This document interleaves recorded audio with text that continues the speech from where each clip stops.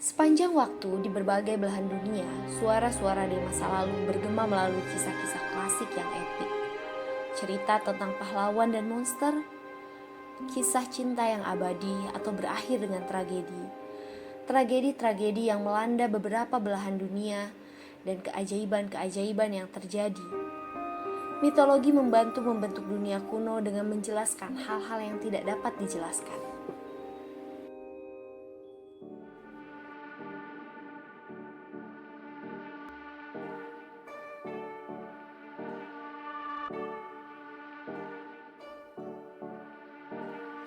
Setiap tahun sebelum orang Yunani kuno menabur benih gandum, mereka memberikan persembahan kepada Demeter, dewi pertanian.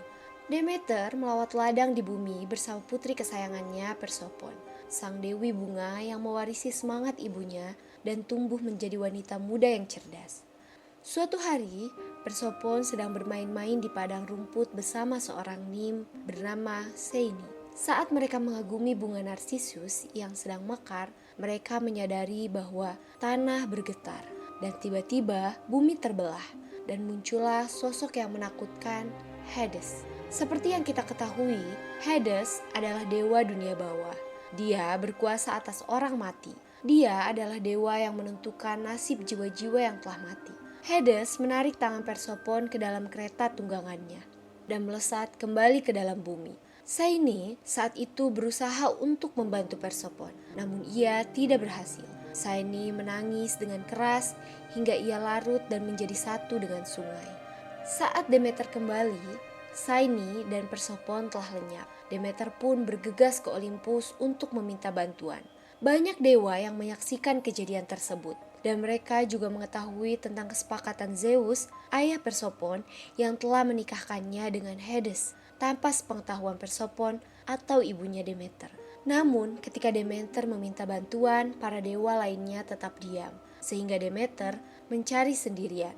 Dalam kesedihan dan keputusasaan, dia mengabaikan tugas-tugasnya, sehingga tanaman menjadi layu dan kelaparan besar melanda bumi. Demeter mengembara di bumi selama 9 hari, mencari putrinya.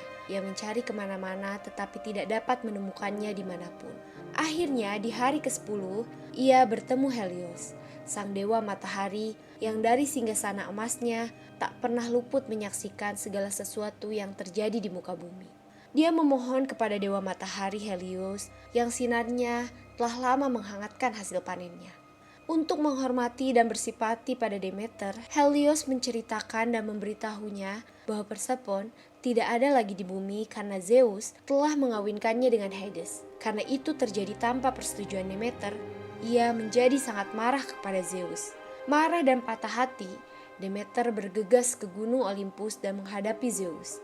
Ia menuntut kembalinya putri mereka.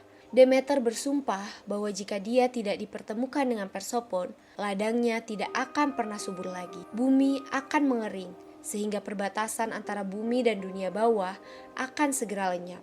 Bumi mulai menderita, ada kekeringan yang mengerikan di planet ini. Dan semua berhenti tumbuh karena Demeter melarang tanaman tumbuh sampai putrinya yang cantik ditemukan.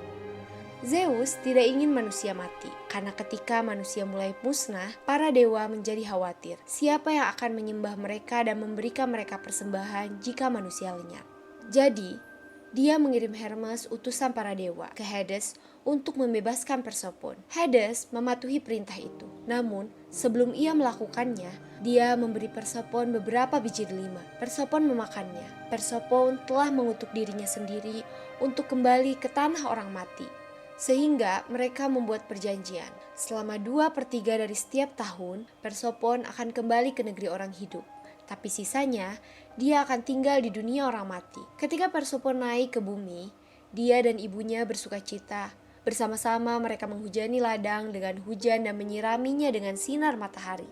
Seiring berjalannya waktu, Persefone jatuh cinta kepada Hades. Dan mereka membangun sebuah kerajaan yang mereka pimpin bersama sebagai pasangan yang setara. Dia akan menjadi seorang putri saat turun ke bumi, dan ratu kematian yang menakutkan saat pemerintah bersama suaminya di Underworld.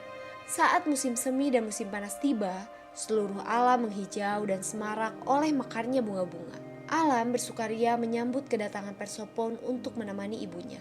Sebaliknya, bila Persefone harus kembali ke dunia bawah, bumi menjadi gersang, dedaunan berguguran, dan cuaca hangat menjadi dingin dan kelabu.